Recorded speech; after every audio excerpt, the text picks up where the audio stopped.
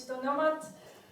Basically today I'm going to show you how not to make those choices that I made and the ugly side of being a digital nomad, because everyone thinks it's a dream. You work from a different cafe, a beach every now and then. You're, on your bikini and just working. But sometimes the office looks like a laundromat. For example, when you book accommodation in South Korea without a washing machine, and then you have to spend 2 times a week in the laundromat doing your laundry. Or, if we go even further, the things that don't make it to Instagram, basically, is this. Uncomfortable chairs, trash food. Andy will kill me if he sees this photo is used here, so do not take pictures. Your back hurts, everything hurts, the Wi-Fi is weird, the time of the day is probably like midnight, 1 a.m., whatever you have to have calls.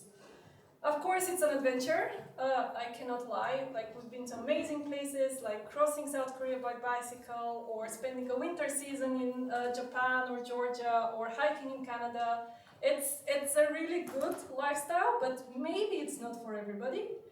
And, waiting for the cue, nice. Sometimes, the pain. Working in these chairs that you're sitting right now, it's absolutely uncomfortable. Back pain, elbow pain from all the biking as well, head pain, everything basically is in pain. My physiotherapist here is my best friend probably by now. Also, another thing that it's worth noticing, the career trap. Me on LinkedIn versus me in my adventure site on Instagram. How do you convince someone to hire you? How do you convince that you're an eligible employee, that you actually work? This is actually a pretty hard thing to do, especially when you grow a little bit.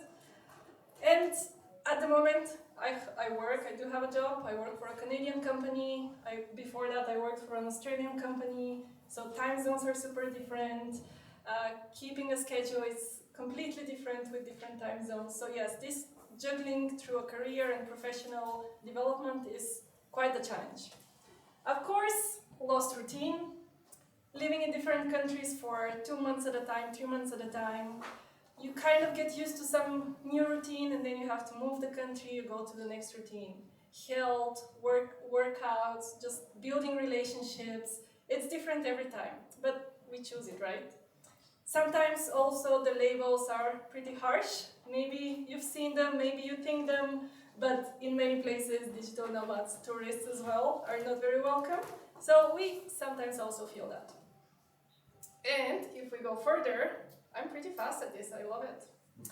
The Wi-Fi, basically, nowadays this is not that much of a problem. Wi-Fi is everywhere, you can kind of find a connection everywhere, but you still need to have 1 or 2 mobile data cards as a backup option. So every country we go, we have to get a backup option, just so we make sure that we can make those calls at 2 a.m. And of course, the money pit. I don't know about you, but I don't have any savings anymore. Everything goes for traveling. It's pretty addictive. It's a little bit annoying as well. I don't know what's going to happen in retirement, but traveling constantly kind of saves you money, but also it takes a lot of money. And of course, you really have to work. You really have to work a lot to prove that you are reliable, you're a professional. You work at 2 a.m., sometimes in the other side of the world you work at 4 a.m. for a call. So the hard work is there. And the bubble.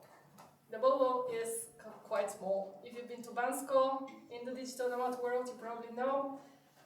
It's very hard, especially if you want to try dating. You kind of know everybody. Your exes are there, your future husbands or boyfriends are there, so it's a real bubble. And not only in Bulgaria, but also around the world.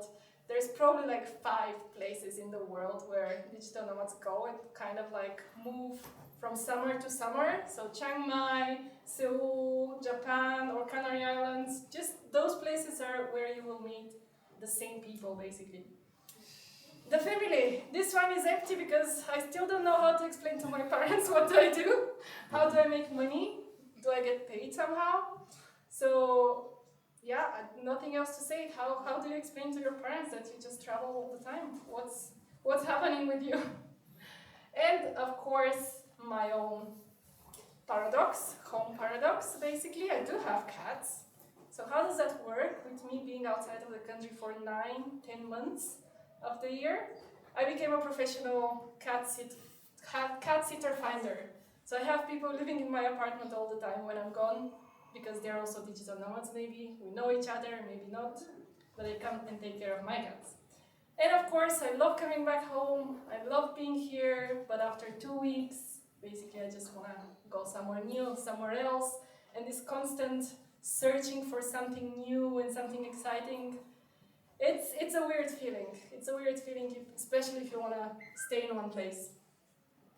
And this constant traveling and me being kind of an expat in different countries, I combine it with my nostalgia for my home country to create this resource for expats in Sofia. So this is my little connection to just stay a little bit more connected to Bulgaria. But what's next? I have no idea. I don't know yet how to fight some of those challenges, but let's not complain too much. I think those are good problems to have. So thank you.